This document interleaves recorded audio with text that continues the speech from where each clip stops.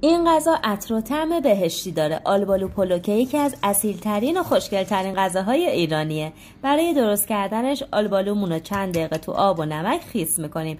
بعد روش آب میگیریم، چوبش رو جدا میکنیم و هستش رو در میاریم. حالا تو تابمون میریزیم و شکر رو بهش اضافه میکنیم که به ازای هر پیمونه برنج 1.5 قاشق غذاخوری هست. با شعله بالا فقط 10 دقیقه میجوشونیم و کف روش رو میگیریم. وقتی آماده شد کنار میذاریم. برای برنجمون هم میخوایم از برنج کشت دوم ارغوان استفاده کنیم که عطر و طعم و پختش بی‌نظیره.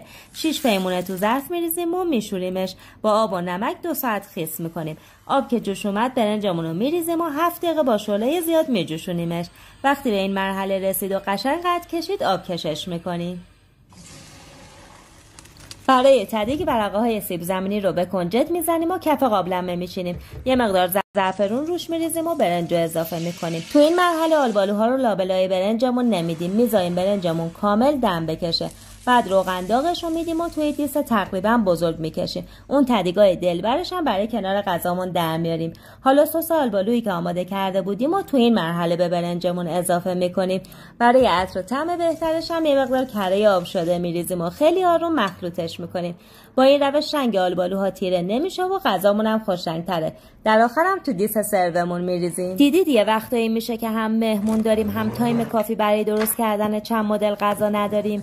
برای همین ما امروز غذامون از کترینگ خوب ارغوان که یکی از قدیمی ترین‌ها سفارش دادیم. چون هم کیفیتشون عالیه، هم عطر و طعم غذاهاشون مثل غذاهای خونگیه. با خیال راحت میتونید از مهموناتون پذیرایی کنید. حالا مرغا رو روی آلبالو پلومون میچینیم و با برنج زعفرونی و خلال پسته تزیینش میکنیم.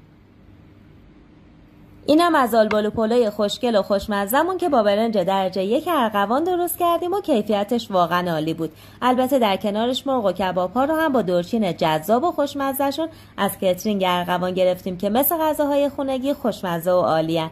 با خیال راحت میتونید برای مهمونیاتون بهشون سفارش بدین. ارسال به کل تهران هم دارن.